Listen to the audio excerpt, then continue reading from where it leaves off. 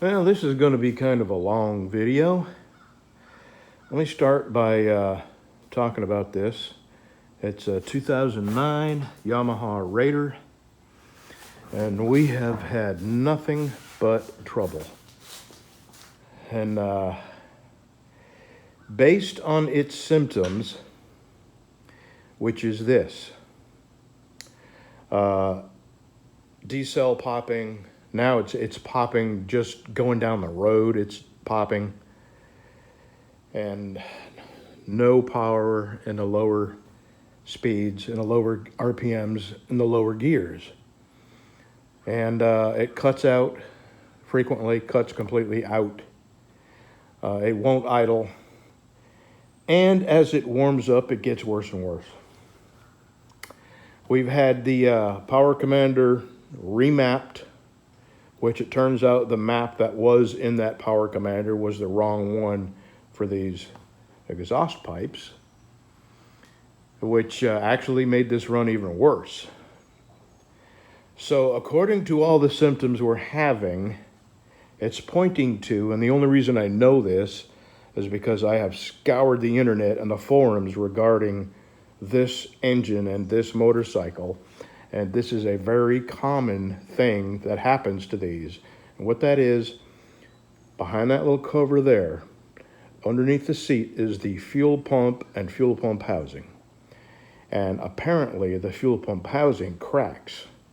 One of the guys that had this engine had to replace it 3 times, and Yamaha has not recalled it and changed nothing.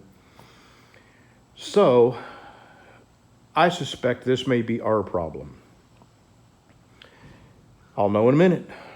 Well, not in a minute, because it's a lot of work to get to it. And because I have a hard time sitting on the floor because of my back, and right now my back is killing me. So I'm going to jack this thing up and put it on my redneck jack stands.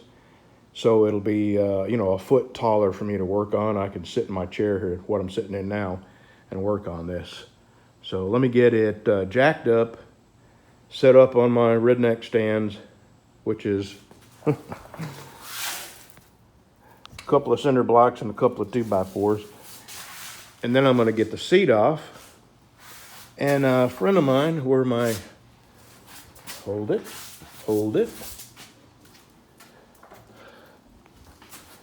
This is a security screw. Torx.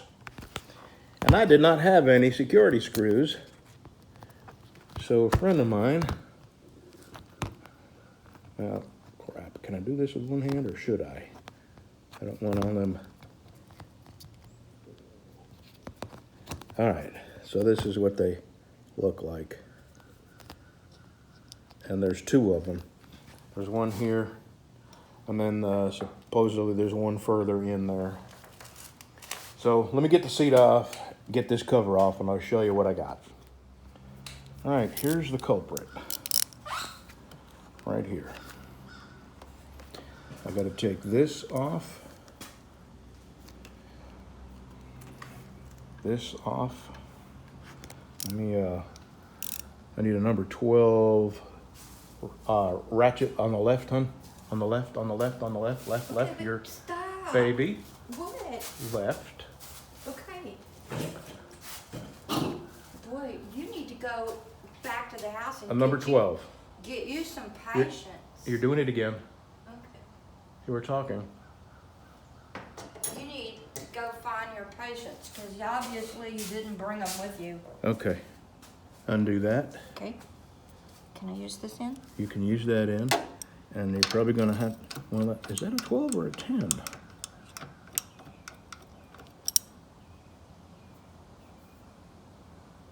Try the next size down, because that is kind of loose. Meantime, oh, I've already lost the, there we go. Good God, it's going to be one of them days, huh?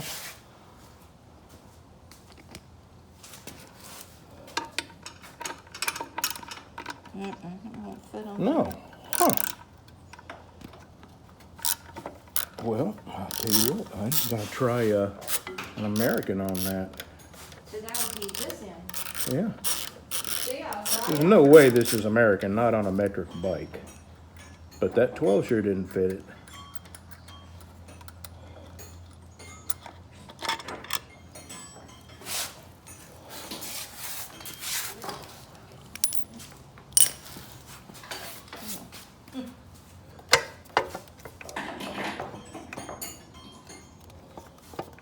All right, let me see why this is stuck.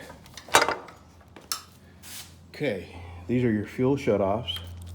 You turn them off by screwing them all the way in. I've already done that. You disconnect the little clamps. Same here. This has got a clamp that slides up in there. And there's another screw that holds this side on, and it's, I don't know if it's a security screw or not. It's not. So let me see if this is the right size. Oh, that's a frickin' hex. That's a hex, not a Torx. Isn't that something? All right, let me figure out what size that is. Okay, that is a number 4 metric, of course.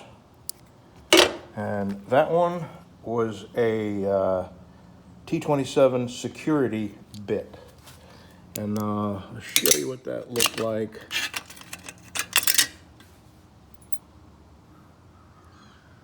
Strange, huh? Why they would do that? All right. That, I think what I'm going to do just to get stuff out of my way is behind here where this key goes, up here, and you turn it and it opens this up so you can lift the seat up out of here. What I'm going to do is, these are probably 10 millimeters. I'm going to just unbolt that from here so I can just get this out of my way, because I got to get to this tank here. Those were 8 millimeter, by the way.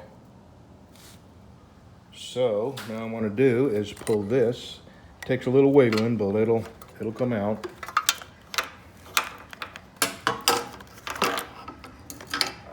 All right, we're getting there. Now, from what I understand, I gotta push this.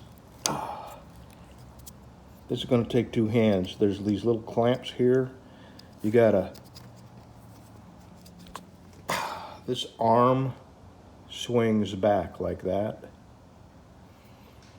And I gotta disconnect this here. Let's see where this goes. Okay, this is a special clamp right there. So I'm gonna disconnect it right here. I'll be able to get that off easy enough. And this too, it probably just pulls off. So that's what I'm gonna do. I'm disconnecting this here. I gotta open this up and push this arm back. I gotta get all these out here, these screws, all these out. And then I have to, right there, right here, those have to come out. And there's one more in the back here, right there. You can just see it. Well, right about here is where I would insert probably 3 or 4 really bad cuss words, because it has these buttons here on the side that you push and pull up. And my God, not only are they hard to push in, but I ended up breaking the blankety blank blank blank blank off. So this will not be a repair video. This will be a replace video, which, and it's $400 for this, 400 bucks. So let me finish getting it out of here. You know, it is what it is. I hate using that word because it's such a cliche, but it really fits, you know. That is the weak link. And who knows, that might have been cracked. I guess I would know because there would be gasoline around that. I mean, there would be clean areas where gas was sprayed out. Anyway, let me get the rest of this out, and we'll see if I can get this out of here. All right, I got that off. I've got all these screws out. Those are number 4s also.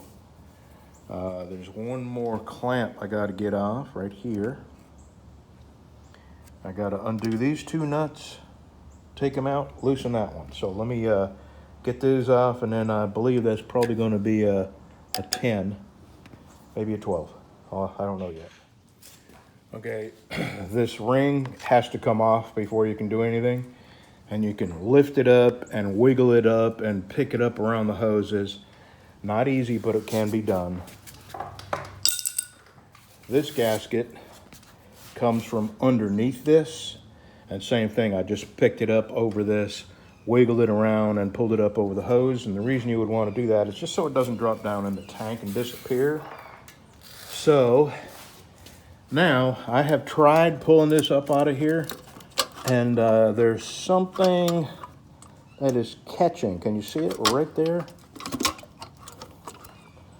So I'm going to take this hose off since it's going to have to come off anyway. Being very careful not to make any sparks. So let me get that hose off and continue trying to wiggle this up out of here. It's doable, but really it's a pain in the neck. This is not something you'd want to do every day, that's for sure. I'm going to stop and I'm going to take a couple of still pics of this so I remember where everything goes.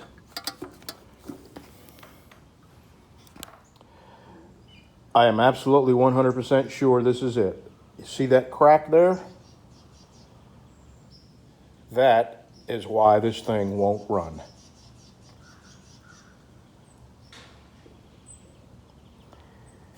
And Yamaha knows about this. They did nothing about it. There's no recall.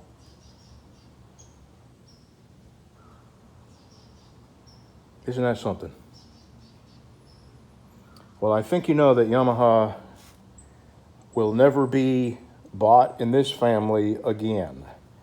And they knew, I read where some people replaced this 2 and 3 times in their these 1900cc engines. They're Roadliner, Stratoliner, Warrior. Good Lord, I got a bee that won't go away. Go away, go away, go away. Huh.